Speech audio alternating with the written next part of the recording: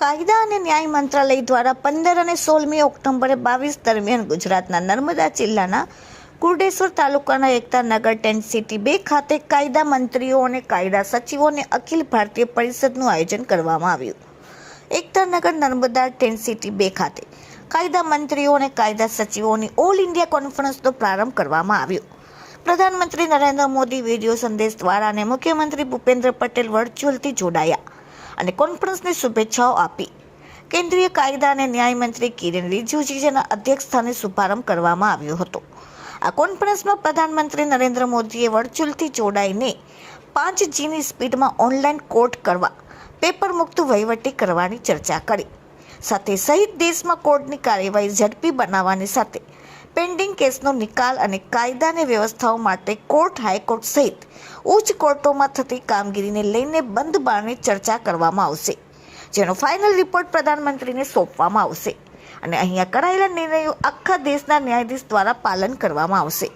એકતાનગર ખાતેની 2 દિવસીય નેશનલ કોન્ફરન્સના ઉદ્ઘાટન સત્ર બાદ ગુજરાતનો કાયદો અને ન્યાયતંત્ર વિભાગના મંત્રી રાજેન્દ્ર ત્રિવેદીએ માધ્યમો સાથેના સંવાદમાં જણાવ્યું હતું કે સમગ્ર ભારત દેશના કાયદા મંત્રીઓ અને કાયદા સચિવોની અગત્યની કોન્ફરન્સ ભારત સરકાર દ્વારા એકતાનગર ખાતે બોલાવવામાં આવી છે.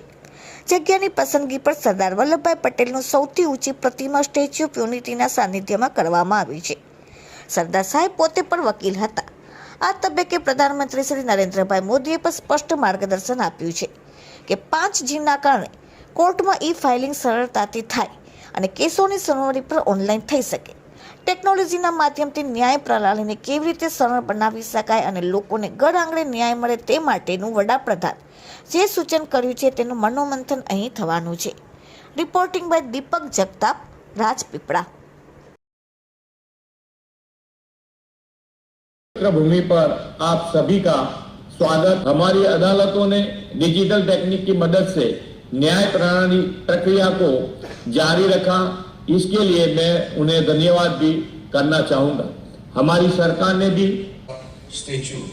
स्टैचू ऑफ यूनिटी हमारे पूजनीय सरदार पटेल साहब का जो स्टैचू है उससे भी हमको प्रेरणा मिली. जो के कानून मंत्री सचिव इस अहम कॉन्फ्रेंस में उपस्थित अन्य महानुभाव बहुत ही आवश्यक है.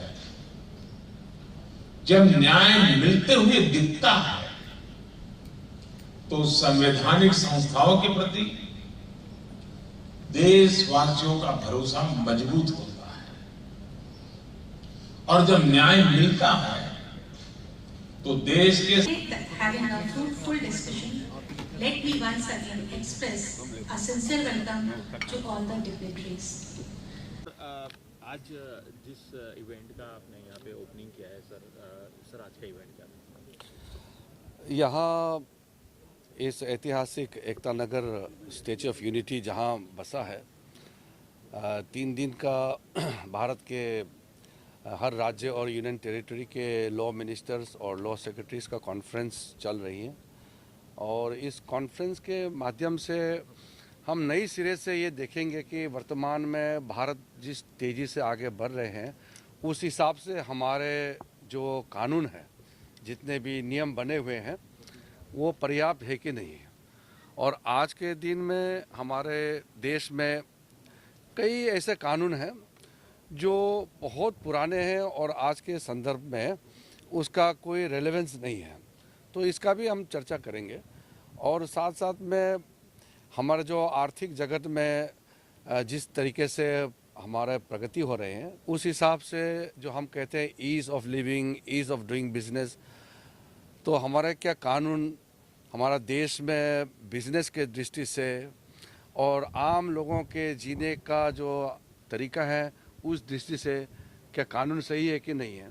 इसलिए बहुत चीज़ों में हम लोग इसका अध्ययन करेंगे और फिर सुझाव राज्य के हमारे जो लॉ मिनिस्टर्स और लॉ सेक्रेटरीज है उनका सुझाव भी लेंगे और सामूहिक रूप से हम फैसला लेंगे. भारत सरकार सारे राज्यों से ही सुनेंगे, फिर जो करना है सामूहिक रूप से हम लोग सर, करेंगे। आप अपने वक्तव्य में एक बात कही कि जस्टिस एट मतलब delivery at door step, sir वो क्या आपने मतलब किस तरीके से पॉसिबल? ये ऐसा है कि जुडिशरी और सरकार मिल करके कई कार्यक्रम करते हैं, स्पेशल लीगल एड्स और लीगल सर्विसेज के लिए। तो आम लोग जो हैं, हर आदमी कोर्ट नहीं आ सकते हैं, तो हम जो अपने लीगल सर्विस के माध्यम से मोबाइल कोर्ट कर सकते हैं, लोक अदालत कर सकते हैं, और साथ साथ हम जो नालसा के माध्यम से कई वकील होते हैं जो प्रो बोनो का कॉन्सेप्ट होते हैं, फ्री लीगल एड देते हैं। तो जो लोग फ्री लीगल एड के पात्र हैं उनका हम फ्री लीगल एड देंगे। हमारे पास हम प्रावधान किया हुआ है कि जो पैनल लॉयर्स हैं हमारे यहाँ, कई ऐसे एडवोकेट्स हैं जो प्रो बोनो कॉन्सेप्ट को मानते हैं, तो बिना पैसे के गरीबों को लीगल सर्विस देते हैं। तो हम कोर्ट में ही लोगों को क्यों बुलाएं, हम ऐसे करके कोर्ट वाले, हम सब सरकार वाले लोगों के घर जाए। तो ये सब हम कार्य कर रहे हैं, काफ़ी इनोवेटिव स्टेप्स भी उठाए जा रहे हैं, और लाखों के संख्या में लोगों को इसका लाभ भी मिल रहा है। सर एक और आपने बिल लाने की भी बात करी, वो क्या? मीडिएशन बिल है। वो क्या है, मीडिएशन बिल का ऐसा होता है, हमारे जो पारंपरिक व्यवस्था है, जैसे आप और आपके पत्नी में अगर कोई समस्या हो गया तो कोर्ट के दरवाजे जाए बगैर आप एक मीडिएटर अपॉइंट करके या आर्बिट्रेटर अपॉइंट करके या कंसिलेटर अपॉइंट करके जो मसला को हल कर सकते हैं। तो क्या है ना, कोर्ट का प्रक्रिया बहुत लंबा होता है। कोई लोग तो कोर्ट में जाने से डरते हैं, कुछ लोग तो ऐसे भी होते हैं कि कोर्ट के अंदर जाने से घबराते हैं। तो ऐसे को हम इनफॉर्मल डिस्प्यूट जो रेजोल्यूशन मैकेनिज्म है वो कर सकते हैं। वो सारा व्यवस्था हम लोग सब मिल करके बना रहे हैं। Thank you sir, thank you. સમગ્ર ભારત દેશના લો મિનિસ્ટર્સ અને કાયદા સચિવોની આ અગત્યની કોન્ફરન્સ કેન્દ્ર દ્વારા ભારત સરકારે આદરણીય મંત્રીશ્રી, કેન્દ્રીય મંત્રીશ્રી કિરણ રિજિજુજીના સમર્થનથી બોલાવવામાં આવી છે. જગ્યાની પસંદગી પણ આદરણીય સરદાર વલ્લભભાઈ પટેલનું વૈશ્વિક સૌથી ઊંચું સ્ટેચ્યુ અને તે પોતે પણ વકીલ, એ સંદર્ભને પણ જોઈએ અને દેશના સંદર્ભને પણ જોઈએ તો આદરણીય પ્રધાનમંત્રીશ્રીએ સ્પષ્ટ માર્ગદર્શન આજે આપ્યું છે કે 5Gના કારણે ઈ ફાઇલિંગ કોર્ટોમાં સરળતાથી થાય, હિયરિંગ એની સુનાવણી, કેસોની સુનાવણી પણ ઓનલાઈન થઈ શકે, આરોપી કે પક્ષકારની પેશી એ પણ ઈ માધ્યમથી થઈ શકે.